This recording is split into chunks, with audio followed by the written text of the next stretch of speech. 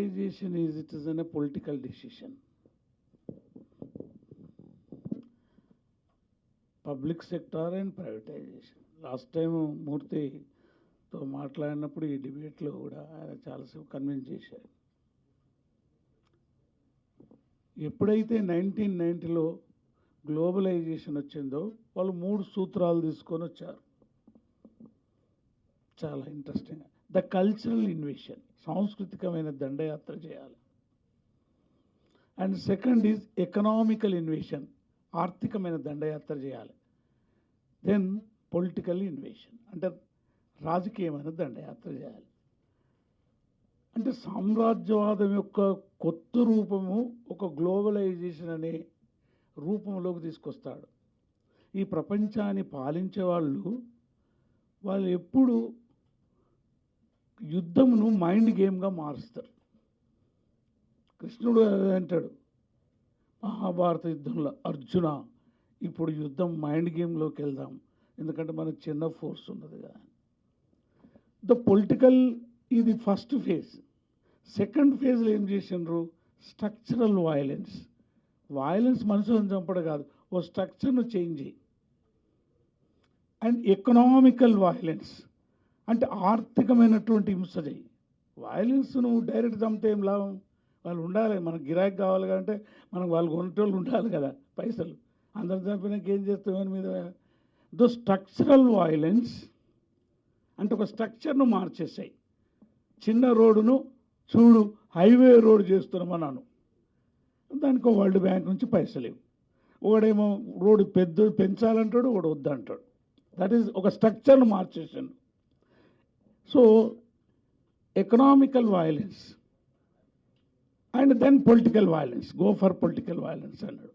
మరి ఈ వైలెన్స్ అన్నట్టు మా జర్మనీలో ఉండి పుట్టి పెరిగి వచ్చిన మా ఎమ్మెల్యే గారు చెప్పినట్టు ఒక మహా యోధుని కుమారుడు అంతర్యుద్ధం వస్తుంది అని ఒక పదం వాడాడు. అంతర్యుద్ధం వస్తుంది. అయితే ఇప్పుడు 3వ ఫేజ్లో ఏమన్నాడు? అంతర్యుద్ధం వస్తుంది కాబట్టే ఇటువంటి వాళ్ళు చెప్తాడు. అప్పుడు అన్నాడు cheap labour is my mother country. Yes, this is also my mother country, world is my mother country, everything is my mother country అంటాడు. Cheap labour is my mother country, market is my philosophy. This the most important thing చెప్తున్నాను. ఒక philosophy ఉండాలి దేనికైనా. రాజ్యాన్ని పరిపాలించాలన్నా, అధికారంలోకి రావాలన్నా, దాన్ని కూల్చాలన్నా ఒక తాత్విక పునాది ఉండాలంటాడు. ఇక మార్క్స్ లేని నేను చెప్తలేను, కృష్ణుడే చెప్తాడు. What is the philosophy? దాన్ని ఫిలాసఫీ లేకుండా యుద్ధం చేయలేవు. సో మళ్ళీ ఫైనల్గా దేనికోసం? Cheap labour is my mother country, market is my philosophy, profit is my god. That is the problem. వాడు లాభం కోసం ఏదైనా చేస్తాడు. Profit is my god. That is the globalisation. So దాంట్లో భాగంగా ప్రపంచంలో జరుగుతున్న మార్పులలో మన భారతదేశం లాంటి దేశంలో ఆర్థికంగా ఇట్లున్న ఈ దేశం social and economical changes, Ambedkar చెప్పినట్టు 1 మ్యాన్ 1 ఓట్ రాజకీయ అధికారం మాత్రం ఇచ్చిన కానీ ఈ దేశంలో ఆర్థిక అసమానతలు, సాంఘిక అసమానతలు కూడా ఉన్నాయి. మనిషిని మనిషిగా గుర్తించరు. అది ఇట్లా నువ్వు చేయకపోతే, దాన్ని మెల్లమెల్లగా ఇట్లా లేపకపోతే అది ఆ రాజ్యాంగం కానీ అది పోయి అంతర్యుద్ధం వస్తుంది అంటాడు. సో ఈ ఆర్థికంగా అసమానతలు ఉన్న భారతదేశంలో ఆంధ్రప్రదేశే తీసుకుందాం, 3 ప్రాంతాలు, తెలంగాణ తీసుకుందాం, సామాజిక అసమానతలు ఉన్న ఈ దేశంలో, మానవ అసమానతలు ఉన్న ఈ దేశంలో, అంటే మనిషిని గుర్తించని ఈ దేశంలో ఇలాంటి ప్రైవేటైజేషన్స్ వస్తుంది. మేధావులు, విద్యార్థులు, రాజకీయవేత్తలు. It is an political issue.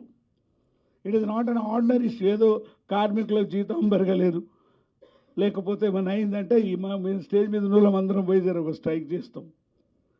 It is an international and the part of the international, it is the state and the central policy. కాబట్టి కేంద్రంలో పరిపాలించే పాలకులారా, రాష్ట్రాల్లో పరిపాలించే పాలకులారా, మీరెటువైపు అని ప్రశ్నిస్తున్నాను.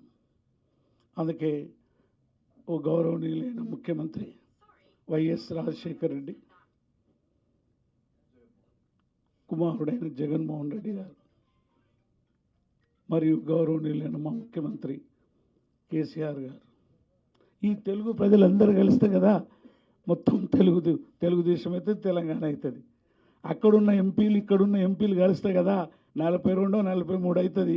అప్పుడు నువ్వు సెంట్రల్లో వాయిస్ ఇవ్వగలవు. So go for unity. భిన్న సమస్యలు ఉన్నా కానీ విడిపోయిన మనం ఇటువంటివి వచ్చినప్పుడు కలిసి రాజకీయంగా ఒక ఉద్యమం నిర్మాణం చేయాలని విజ్ఞప్తి చేస్తున్నాను. యువర్ ఎంపీస్ అక్కడ కలిస్తే మన మొత్తం తెలుగు ప్రజలకు కొంచెం ఉద్యోగం ఉంటుందని చెప్తున్నాను. ఆ పాట ఎందుకంత బాధగా ఉంటుంది మూర్తికి తెలుసు. మేమిద్దరం ఆ నదీ తీరంలో నడిచినప్పుడు అక్కడ అమరవీరులు ఎందరో ఉండేవాళ్ళు.